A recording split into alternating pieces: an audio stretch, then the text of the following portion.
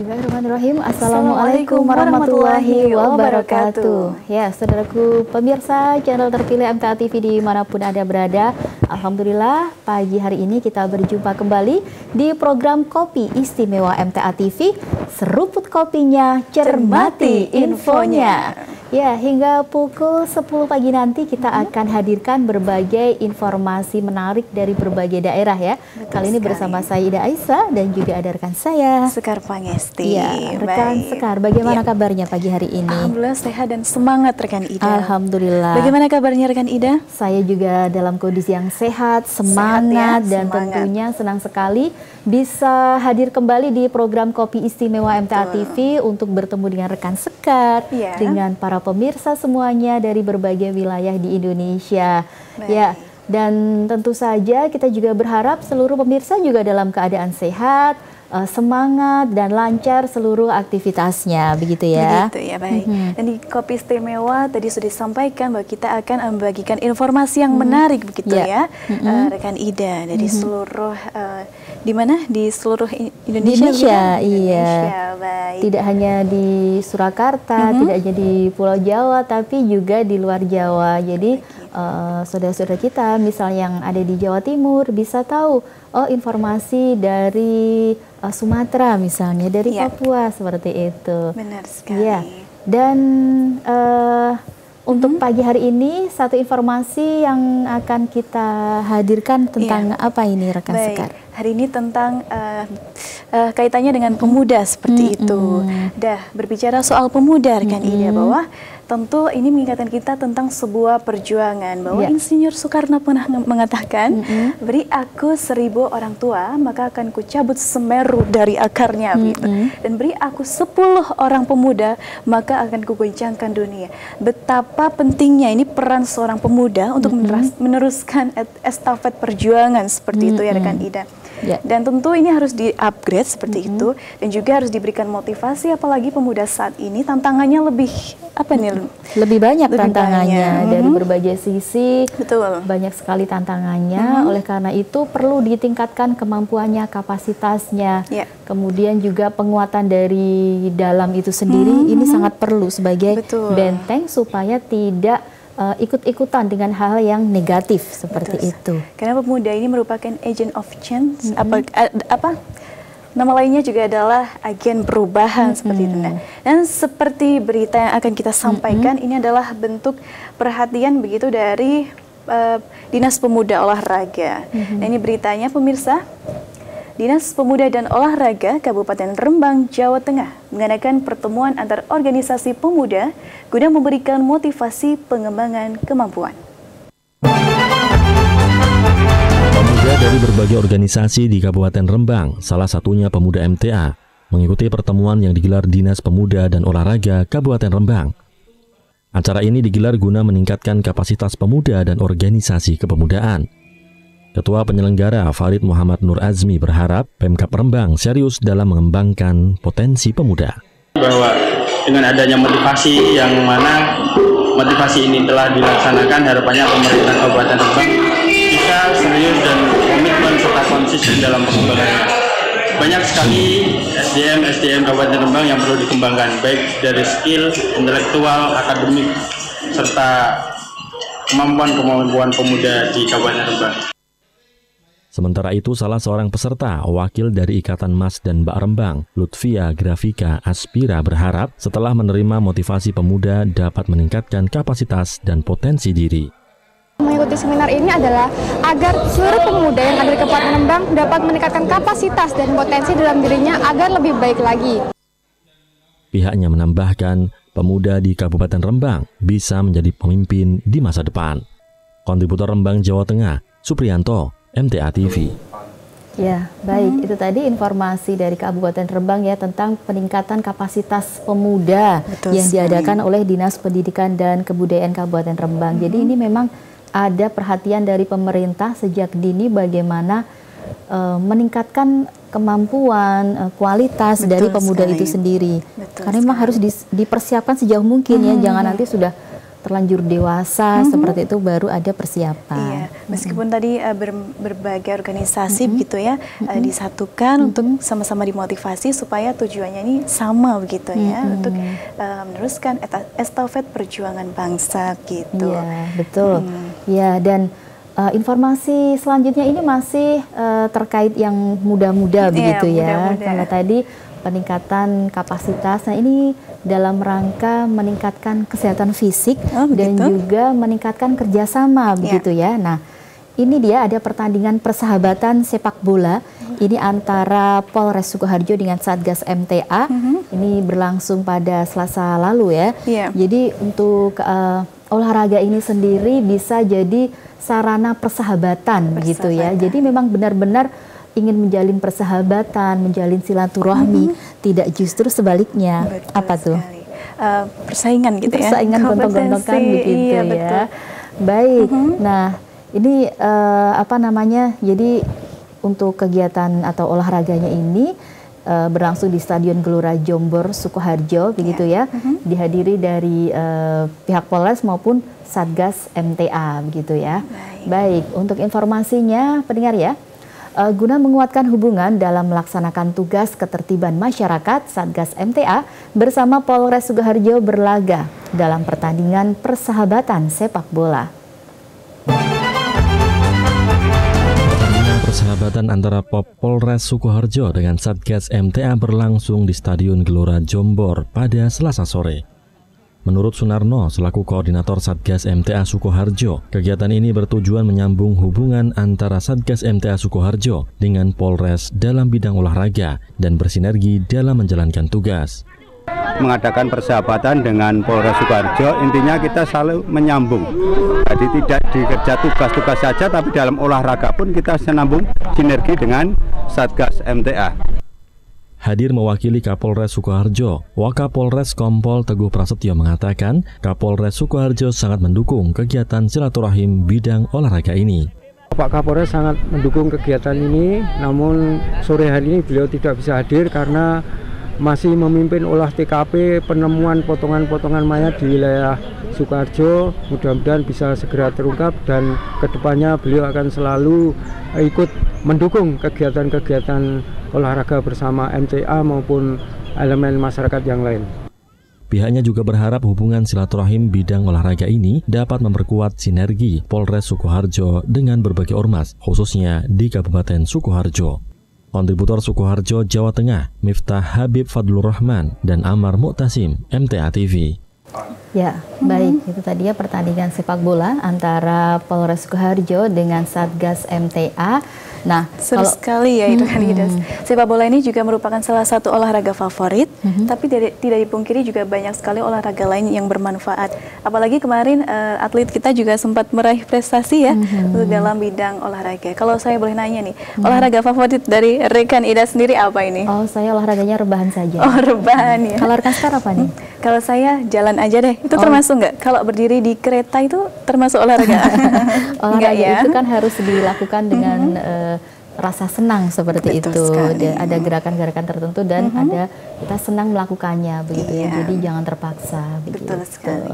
Nah, kita lanjut ke informasi yang ketiga ya. Yang ketiga ya. Baik. Kalau berbicara mengenai rukun iman yang kelima, itu haji. Rukun Islam maksudnya, rukun Islam yang kelima itu adalah haji. Apalagi saat ini sudah mendekati musim haji seperti sudah. itu. Jadi beberapa kloter memang sudah masuk ya di asrama atau di embarkasi Haji Donohudan Boyolali ini. Betul. Dan tidak hanya para yang muda gitu yang semangat, bahkan eyang-eyang, nenek kakek kita ini juga semangat sekali untuk bisa hadir ke rumah Allah begitu ya, ke Baitullah seperti itu untuk melaksanakan ibadah haji seperti itu. Ya, dan memang sebetulnya untuk kebanyakan ya di lansia ini memang cukup banyak begitu yang mengikuti atau akan menjalankan ibadah haji tahun ini, dan sebetulnya juga mereka ketika mendaftar itu juga belum lansia begitu ya, karena cuman memang karena daftar tunggunya cukup lama, ada yang 10 tahun, 15, 20, akhirnya ketika berangkat aduh sudah ini sudah lansia, dan semoga saja ini nanti juga bisa menjalankan ibadah ini dengan lancar. Amin, ya. Amin. Diberikan kesehatan begitu ya. Apalagi untuk saat ini memang ada fasilitas atau perlakuan khusus kepada lansia ini. Ini jadi tagline untuk haji tahun ini, yaitu ramah lansia. Ramah lansia. Informasinya seperti apa nih? Baik. Nah, ini ada informasi untuk pemirsa. Pada musim haji tahun ini, Kementerian Agama Republik Indonesia mengusung tema haji ramah lanjut usia atau lansia karena lebih dari 30% jemaah berusia di atas 65 tahun. Lebih dari 67.000 dari 210.000 calon jemaah haji yang berangkat ke Tanah Suci pada tahun ini merupakan lansia. Termasuk jemaah yang berangkat dari embarkasi Solo, terdapat banyak lansia yang bahkan harus dibantu dengan kursi roda untuk bermobilitas. Menurut Humas Panitia Pemberangkatan Ibadah Haji PPIH Embarkasi Solo, Gentur Rahma Indriadi, pihaknya telah menyiapkan 20 personel khusus yang akan membantu mobilitas para lansia dan disabilitas selama di asrama haji Donohudan. Yang berbeda di tahun 2023 ini, haji di sini cenderung lebih banyak yang lansia, sehingga kebijakan pemerintah sendiri juga telah membentuk bidang khusus lansia dan disabilitas. Kita ada 20 personel yang khusus di bidang itu. Harapannya Satgas yang ada di lansia tersebut bisa memberikan pelayanan yang maksimal kepada para lansia maupun yang disabilitas. Panitia penyelenggara ibadah haji asrama haji Donohudan telah menyiapkan berbagai fasilitas bagi lansia, termasuk kursi roda dan aksesnya, serta poliklinik khusus. Tahun ini, Embarkasi Solo memberangkatkan jemaah asal Jawa Tengah dan daerah istimewa Yogyakarta. Total kuota haji tahun ini sebanyak 33.524 jemaah yang dibagi menjadi 95 kloter. Masing-masing kloter akan didampingi 5 orang petugas, terdiri dari seorang ketua kloter, seorang pembimbing ibadah, dan 3 orang tenaga kesehatan. Dari Boyolali, Jawa Tengah, Habib Taslim, MTA TV. Baik, semakin inovatif ya ini layanan atau fasilitas pemberangkatan haji untuk lansia begitu. Tadi ada kursi roda, lalu ada ini ya tanjakan jalan ini khusus untuk kursi roda seperti itu. Akhirnya nanti bisa terlaksana dengan baik untuk para lansia. Ya, tentu saja selain kita ada tadi petugas khusus ya, 20 petugas, tentu saja ini nanti bagusnya sesama jemaah itu juga saling membantu ya. Apalagi yang lebih muda bisa menolong yang lebih usianya lebih tua begitu ya, saling membantu. Jadi sama-sama lancar ibadahnya. Betul. Dan ini alhamdulillah banyak sekali ya, sampai lebih dari 67.000 jemaah lansia dari 210.000 total seperti itu. Baik. Dan berikutnya apa ini Rekan Ida? Kalau tadi dari embarkasi Haji Donohudan, kita akan ke Sumatera Selatan ya, karena ternyata di sana juga sudah banyak saudara-saudara kita ya yang mengaji Quran Sunnah ya dari MTA seperti itu. Dan beberapa hari kemarin ini mengadakan pengajian gabungan seprovinsi Sumatera Selatan. Dan untuk yang hadir untuk menyampaikan materi ini dari MTA Pusat begitu ya. Dan informasinya langsung saja ya, pemirsa, MTA Binaan Muara Enim menggelar pengajian gabungan seprovinsi Sumatera Selatan menghadirkan pemateri dari MTA Pusat Surakarta. Pengajian MTA Sumatera Selatan berlangsung di gedung MTA Binaan Muara Enim pada Sabtu lalu, menggabungkan ratusan peserta dari berbagai perwakilan MTA di Sumatera Selatan. Hadir menyampaikan tausiah Profesor Dr. Tutuk Joko Kusworo, Sarjana Teknik, Master of Engineering, Doctor of Philosophy, utusan dari MTA Pusat. Ditemui seusai kegiatan, Ketua Binaan Muara Enim Yusuf Sodikin berharap bisa mengambil pelajaran dari mengamalkan hasil mengaji. Dan kita berharap kita bisa mengambil pelajaran, semuanya bisa mengamalkan hasil ngaji hari ini dan istiqomah selalu untuk kedepannya sesumseraya agar kita selalu istiqomah dalam jalan dakwah. Hal senada disampaikan peserta asal MTA perwakilan Ogan, Komering, Ilir, Maltim. Ia berharap bisa mendapatkan ilmu dan arahan untuk diterapkan di wilayahnya.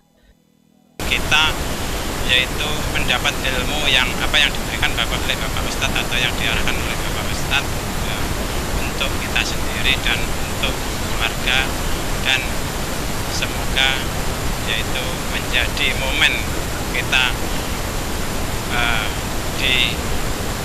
yaitu binaan di perwakilan saya nanti. Diharapkan melalui kegiatan ini dapat memperkuat tali silaturahim antar warga MTA di Sumatera Selatan.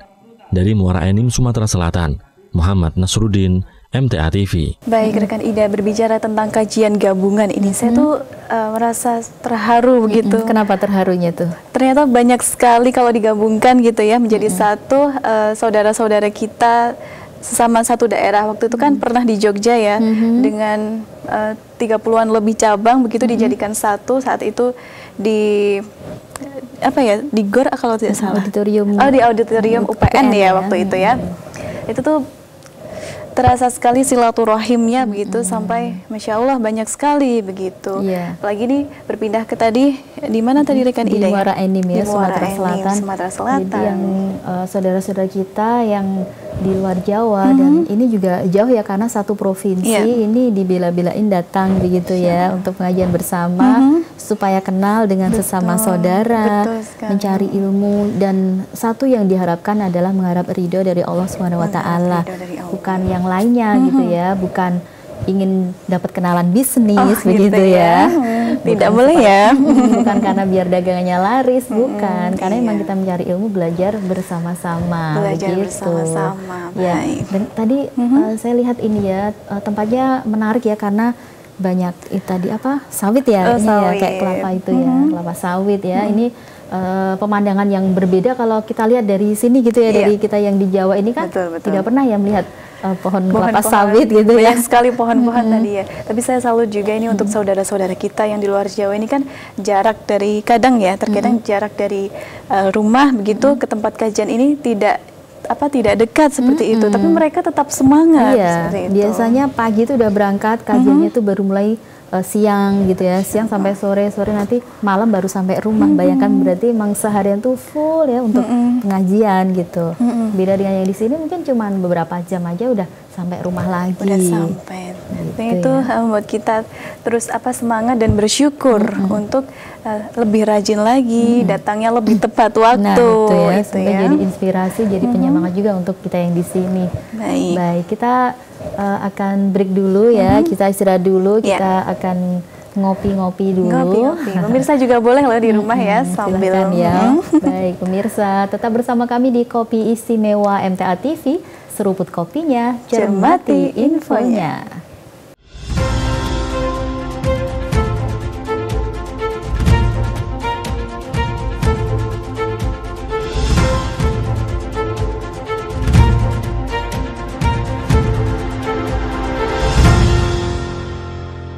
Ya, baik pemirsa, kembali di Kopi Istimewa MTA TV, seruput kopinya, cermati infonya. Ya, kalau tadi kita sudah menyimak ya satu informasi dari Muara Enim, Sumatera Selatan tentang pengajian gabungan. Bagaimana semangatnya warga di sana untuk datang langsung ya ke Muara Enim. Selama ini saya juga dengar Muara Enim ya cuma nama begitu aja ya, nama daerah mana seperti itu ya. Ternyata tadi kita bisa lihat secara langsung warga di sana, kemudian lokasi pengajiannya yang di banyak pohon kelapa sawitnya begitu ya. Baik, dan saat ini kita sudah tersambung dengan Ustadz Profesor Dr. Tutuk Joko Kusworo yang pada waktu pengajian gabungan ini hadir sebagai materi secara langsung begitu ya. Jadi datang langsung ke Muara Enim, bukan lewat Zoom ya. Datang langsung itu ya. Padahal beliau aslinya dari Semarang ya. Dari Semarang ini di Semarang. Ke Muara Enim. Iya. Baik, kita sapa ya Prof. Tutuk yang sudah ada di line Zoom. Assalamualaikum warahmatullahi wabarakatuh, Prof. Tutuk. Assalamualaikum. Waalaikumsalam warahmatullahi wabarakatuh. Ya, alhamdulillah. Bagaimana kabarnya, Prof? Sehat semua nih, Mbak. Alhamdulillah sehat, Prof. Ya, Untuk Prof. Tutut sendiri bagaimana pagi hari ini kabarnya? Alhamdulillah tadi bisa sempat mengajar dulu jam setengah 8 sampai jam 9 lebih seperempat. Nanti kan masih ada jadwal untuk mengajar. Masya Allah, jadi ini menyempatkan diri ya di sela-sela waktu nanti sebelum mengajar lagi, menyisihkan waktu ini untuk pemirsa MTA TV. Ya baik, Prof. Tutut, beberapa waktu yang lalu ini ya Prof. Tutut baru saja mengisi kajian gabungan di Muara Enim, Sumatera Selatan. Nah, menurut pandangan dari Ustadz sendiri bagaimana ini Prof untuk kondisi gabungan atau pengajian gabungan di sana? Alhamdulillah kalau kita melihat kajian gabungan yang diselenggarakan se-Sumatera Selatan gitu ya, itu namanya semangat itu tumbuh luar biasa sekali karena seperti yang kita ketahui bahwa warga yang dari Sumatera itu kajiannya di tengah sawit ya Mbak ya, di tengah kebun sawit yang mana apa namanya itu jaraknya masuk dari jalan raya itu cukup jauh sekali. Berapa kilometer Ustadz? Kalau kilometernya saya kebetulan tidak mengkilometer, kebetulan dari jalan raya itu selama perjalanan di sawit itu ya hampir 2 jam. Di tengah-tengah kebun sawit itu 2 jam. Oh ternyata seluas itu ya kebun sawit ya. Sawitnya kebetulan milik dari PT PN 7 gitu ya. Dan ya alhamdulillah warga semangat sekali di dalam menyambut untuk adanya kajian karena saya melihat bahwa masyarakat yang di sawit itu kan rata-rata masyarakat trans gitu ya. Jadi kebanyakan dari Jawa dan mereka haus akan ilmu gitu ya, haus akan agama gitu ya. Sehingga ketika kita datang ke sana sebenarnya sudah diminta lama sekali, tapi karena diatur artinya keliling Sumatera Selatan, karena Sumatera Selatan ada sekitar 4 perwakilan, kemudian 4 perwakilan, 4 cabang yang sudah resmi, kemudian binaan yang siap diresmikan itu perwakilannya ada 2, calon cabangnya ada 2 juga, kemudian binaan yang lainnya sudah menyusul itu ada 4 binaan yang cabang maupun perwakilan, sehingga kita keliling sehingga tidak bisa seperti permintaan langsung itu tidak bisa, sehingga menurut antriannya. Ya, kalau untuk Prof Tutut sendiri sebelumnya sudah pernah mengisi di Muara Enim atau mungkin di Sumatera Selatan? Saya setiap bulan mengisi di Sumatera Selatan kebetulan. Oh begitu. Setiap bulan sekali pada minggu ketiga, dan di Muara Enim saya baru pertama kemarin karena memang Muara Enim ini termasuk binaan yang baru Mbak, artinya saya di Sumatera Selatan sejak 2015 untuk mengikuti seluruh Sumatera Selatan. Baik. Nah kalau untuk yang khusus yang Muara Enim ini kan tempatnya cukup dalam begitu ya, di tengah-tengah kebun sawit ini, apakah juga di sekitarnya ada memang sudah banyak rumah-rumah warga juga ini? Rumah warganya itu cukup jauh-jauh semua Mbak, jadi kebetulan tanah sawit ini adalah milik warga Muara Enim yang bernama Pak Supriyadi yang sudah diwakafkan ke Majelis Tafsir Al-Quran, sehingga didirikan bangunan majelis untuk ditempati pengajian untuk binaan Muara Enim, dan alhamdulillah karena sudah serius jadi kami terus mengisi ke sana ya, karena biasanya warga Muara Enim ini saya minta untuk gabung di pengajian perwakilan Palembang untuk menguatkan dulu, jadi supaya mereka ketika membuat binaan itu keyakinan akidah itu sudah kuat dulu, baru terus dibinaan sehingga lebih mudah untuk membinanya. Jadi selama ini mungkin sudah dua tahun lebih itu binaan Muara Enim itu mengikuti kajian yang ada di Palembang, sehingga ketika mereka sudah mantap ingin menjadi binaan tersendiri, itu insya Allah sudah mapan lah gitu. Ya. Padahal untuk jaraknya mungkin bisa ditempuh berapa lama ini, Prof, untuk dari Palembang ke Muara Enim? Palembang ke Muara Enim itu kita menempuh biasanya 5 sampai 6 jam. Masya Allah. Perjalanan darat gitu ya. Jadi kalau yang menguatkan lainnya itu bisa ada 7 jam, ada 8 jam dari Mesuji gitu ya.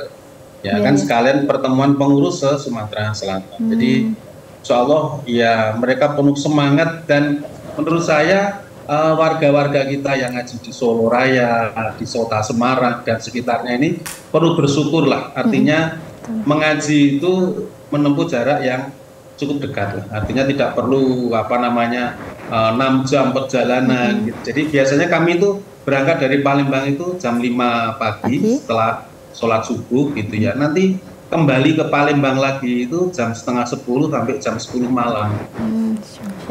Jadi, dari hari Sabtu pagi, nanti jam 10 malam kita kembali ke Palembang. Nanti hari Minggu kami mengisi perwakilan Palembang sampai jam 11, terus kami ke bandara langsung untuk terbang ke Semarang. Insya Allah sampai Semarang ya jam 7 malam biasanya. 7 baik. Dan ini memang kalau untuk Prof Tutut sendiri setiap pekan ketiga ya setiap bulannya. Ya, setiap bulan untuk hari Sabtu ketiga. Baik. Kalau untuk tadi yang datang ke Muara Enim ini paling jauh dari mana ini, Ustadz? Muara Enim itu memang letaknya agak di tengah, sehingga yang paling jauh itu dari binaan calon, ya ini sudah mau diresmikan ya, calon perwakilan Ogan Komering Ulu Selatan dan cabang Mesuji Induk. Itu yang jaraknya paling jauh. Karena Mesuji Induk itu masuknya di perwakilan OKI, perwakilan Ogan Komering Ilir. Ya. Oh gitu ya, meskipun ini Mesuji, ikutnya bukan yang Mesujinya ya, malahan ya? Mesujinya ada 2 Mbak, Mesuji itu ada Mesuji Lampung, ada Mesuji Sumatera Selatan. Beda provinsi? Iya, Mesuji yang Mesuji Kembang Jajar ini masuk di perwakilan Ogan Komering Ilir, perbatasan dengan Lampung. Biasanya kalau kami mengisi dari Palembang ke Mesuji itu lewatnya tol Lampung dulu Mbak, tol Lampung, nanti kita balik lagi ke Sumatera Selatan, muter gitu. Dan ini memang Mesuji Induk itu sama, artinya dia di tengah kebun sawit, kalau hujan kita nggak bisa masuk Mbak. Jadi peserta-peserta kajian itu sudah paham betul kalau hujan rodanya itu diberi rantai Mbak. Masya Allah. Supaya bisa masuk ke majelisnya. Iya, berarti ini ya tentang cerita perjuangan tentang jalan ini sendiri memang Prof Tutut sudah mengalami sendiri ini berarti ya? Insya Allah sudah di tengah jalan mobilnya tidak bisa, kemudian balik lagi gitu ya karena sudah nggak bisa jalan. Gitu. Karena saking lumpurnya dalam itu ya? Lumpur karena masih jalan berlumpur gitu ya. Kadang-kala kalau kita lihat bahwa di kebun sawit itu pemilik sawit itu lebih senang jalannya jelek daripada jalannya bagus. Kenapa begitu, Ustadz? Ya. Karena menghindari pencurian. Oh, Masya Allah. Kalau jalannya bagus, itu mudah dicuri gitu kan. Jadi kalau jalannya jelek, itu mobilnya nggak bisa gitu kan. Nah itu yang kadang-kala dilemanya di situ gitu ya. Betul ya. Kalaupun mau mencuri harus sedikit 1, 2 gitu ya, jalan kaki gitu ya Ustadz ya. Berarti kalau bawa mobil nggak bisa gitu ya. Oh ya. Ini suatu informasi yang sangat menarik ya rekan Sekar ya. Ternyata memang di sana seperti itu ya dari petani sawitnya ya. Iya. Baik, kalau boleh bertanya ini Prof, temanya sendiri apa untuk kajian gabungan kali ini Dok? Prof. Temanya kemarin kita ambil dari brosur bahwa takwa ya, takwa itu solusi bagi negeri. Kalau kita perpendek lagi, takwa adalah solusi kebahagiaan pasangan suami istri atau keluarga. Jadi kalau seorang suami istri ataupun keluarga itu ingin mendapatkan kebahagiaan dunia akhirat, maka kata kuncinya adalah takwa. Kalau kita menjalani kehidupan ini kok kita belum merasa bahagia, maka evaluasilah ketakwaan kita. Sebagaimana kalau kita lihat surat Yunus itu ya, ayat 63-64 itu kan, Allah sudah berfirman, A'udzubillahi minasyaitonirrajim, alladzina amanu wa kanu yattaqun lahumul busra fil hayatid dunya wa fil akhirah la tabdila li kalimatillah. Artinya di situ Allah menegaskan orang-orang yang beriman dan senantiasa bertakwa, lahumul busra fil hayatid dunya wa fil akhirah, maka kabarkanlah gembira dengan kehidupan dunia dan akhirat. Kalau kita merasa saya sudah ngaji, saya sudah sholat, tapi saya kok belum bahagia, suasana kebatinan antara saya dan istri saya kok tidak bagus gitu ya, maka evaluasilah sholatnya. Apakah sholatnya sudah benar-benar mendirikan atau sekedar menjalankan sholat? Bagaimana sikap kita sebagai seorang suami pada istri, istri pada suami, itu tercermin dari sholat kita. Sholat kita bagus, hubungan kita insya Allah pasti bagus, karena Allah sudah menjamin la tabdila li kalimatillah, tidak ada yang berubah pada janji Allah, pasti bahagia. Pasti bahagia, Masya Allah sekali ya rekan Ida. Baik. Ini mungkin terakhir ya, rekan Sekar dan juga Prof. Tutu, silakan untuk pesan-pesan kepada pemirsa semuanya, apalagi kalau kita bercermin dari adanya kajian yang ada di Sumatera Selatan ini. Terima kasih pada pemirsa MTA, seluruh pemirsa MTA baik di Indonesia maupun di luar negeri itu ya. Kalau kita ingin mendapatkan kebahagiaan dunia dan akhirat, kata kuncinya adalah takwa. Takwa tidak akan dapat tercapai kalau kita tidak mengaji. Kalau kita tidak mau mempelajari Quran dan Sunnah, maka kita tidak akan bisa mencapai kata takwa. Karena Rasulullah sudah berpesan, taraktu fikum amroini lan tadilu mamasakum bihima kitaballah wa sunnatan. Ya, telah kutinggalkan dua perkara yang kamu tidak akan sesat ketika kamu megang teguh, yaitu apa? Quran dan Sunnah. Artinya isinya Quran itu apa, isinya Sunnah apa, mari kita kaji bersama-sama, kemudian mari kita amalkan. Sehingga dengan mengamalkan, maka Allah akan menunjuki jalan kemudahan bagi kita dalam menghadapi dunia dan mencapai tujuan akhir kita, yaitu akhirat, yaitu surga Allah. Amin. Amin. Terima kasih sekali Prof. Tutu sudah memberikan pencerahan dan juga menyisihkan waktunya untuk pemirsa dan kita semua untuk pagi hari ini. Semoga kita dapat ini ya semangat baru begitu ya dari apa yang tadi sudah disampaikan Prof. Tutu. Terima kasih Prof. Selamat melanjutkan aktivitas kembali. Assalamualaikum warahmatullahi wabarakatuh. Waalaikumsalam warahmatullahi wabarakatuh. Ya, baik. Itu tadi pemirsa ya, wawancara kami dengan Prof. Tutu yang beberapa hari yang lalu mengisi kajian gabungan di Muara Enim, Sumatera Selatan. Tadi sempat ini ya, betapa yang di sana itu sangat-sangat semangat ya untuk pengajinya. Betul sekali. Ya, dan harus menempuh jarak yang jauh, jalan yang sungguh memprihatinkan begitu ya. Semoga ini jadi penyemangat ya buat kita semua. Dan menambah rasa syukur kita ya, rekan Ida, untuk selalu mengaji begitu. Baik. Ya, kita menuju ke informasi selanjutnya. Baik. Informasi selanjutnya tadi kan sudah disampaikan menghaji begitu ya. Saat ini mendekati musim haji juga kurban Idul Adha begitu ya. Nah, namun saat kurban ini juga ada hewan-hewan yang akan digunakan untuk kurban. Tapi hewan tersebut juga harus memenuhi persyaratan yang disahkan oleh agama begitu ya.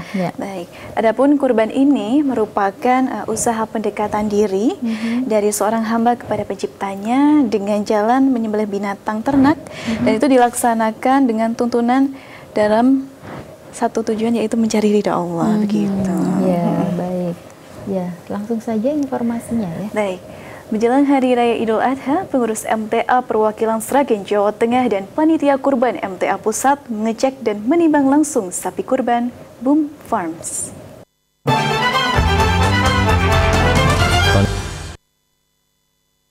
Panitia kurban MTA Pusat dan perwakilan Sragen mengunjungi badan usaha milik majelis atau BUM Farm yang berada di Desa Bandung, Kecamatan Grampal, Sragen, Jawa Tengah. Kunjungan dilakukan untuk mengecek dan menimbang berat sapi yang nantinya digunakan sebagai hewan kurban. Menurut Ketua MTA Perwakilan Sragen, Dr. Andes Agus Suhono, MPD, kunjungan ini bisa menjadi acuan panitia kurban MTA Pusat dalam membuat ketentuan dan syarat kelayakan hewan kurban.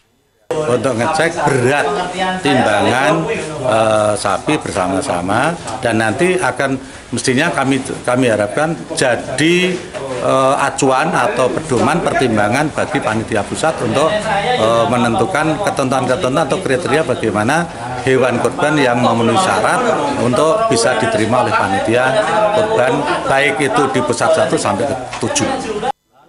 Menjelang pelaksanaan kurban, BUM Farm menyediakan 100 hingga 200 ekor sapi yang difokuskan memenuhi kebutuhan hewan kurban di Sragen dan pesanan dari wilayah lain.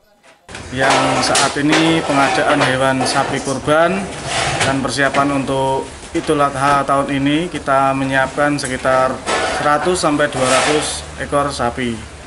Dan ini nanti kebutuhan difokuskan untuk Kabupaten MTA Perwakilan Kabupaten Sragen dan juga beberapa pesanan dari Polokarto maupun Matese.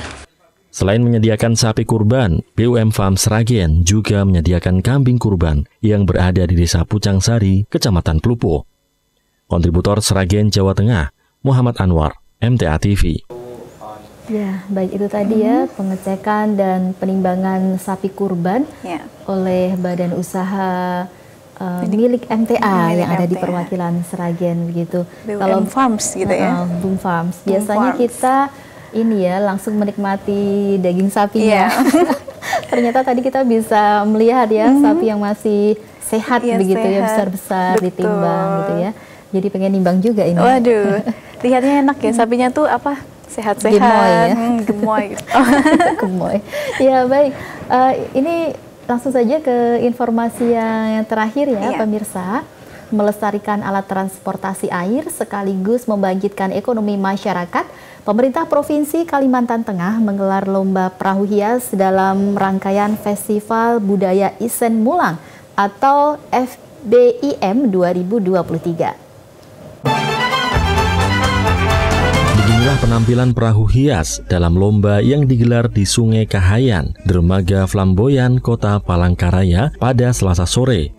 Hiasan pada setiap perahu terlihat mengangkat potensi budaya dan kearifan lokal Kalimantan Tengah. Kegiatan lomba perahu hias diikuti oleh 12 peserta dari satuan organisasi perangkat daerah dan kabupaten kota se-Kalimantan Tengah.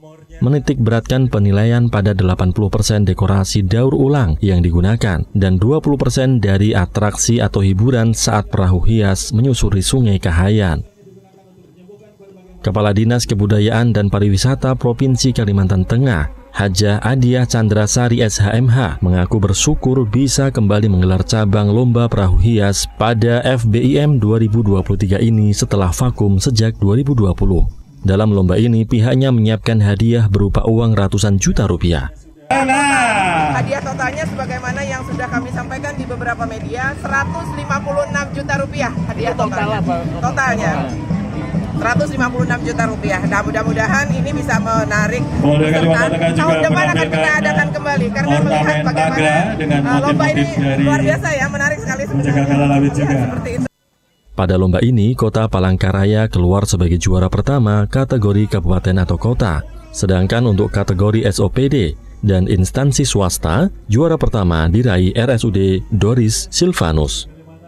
Kontributor Palangkaraya Kalimantan Tengah, Sudiono, MTA TV. Informasi lomba perahu hias di Sungai Kahayan, Palangkaraya, Kalimantan Tengah ya. Nah, rekan Sekar sudah pernah naik perahu? Kayaknya pernah. Kayaknya pernah. Ya. Gimana? Mampu nggak? Pernah. Enggak sih, kayak seru gitu. Seru ya, alhamdulillah. Yang penting safety kalau saya. Nah, gitu ya. Mungkin kapan-kapan bisa kita ke Palangkaraya ya. Betul. Naik perahu di sana ya. Amin, Sungainya insya Allah besar ya. Sungainya Jadi besar. tidak seperti di sini.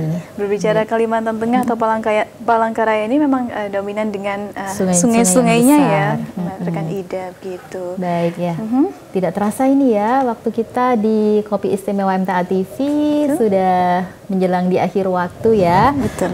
Terima kasih sekali nih untuk pemirsa yang sudah bergabung dengan kami di sini. Semoga informasi yang kita sampaikan bermanfaat untuk semuanya. Terima kasih juga rekan Sekar. Terima kasih rekan Ida sudah menemani. Iya, baik. Insya Allah kita berjumpa lagi di lain kesempatan. Akhirnya saya Ida Aisyah dan saya Sekar Pangesti undur pamit ya dari Kopi Istimewa MTA TV. Seruput kopinya, cermati infonya. Dan kami pamit undur diri. Iya. Baik, selamat melanjutkan aktivitas kembali pemirsa. Assalamualaikum warahmatullahi wabarakatuh.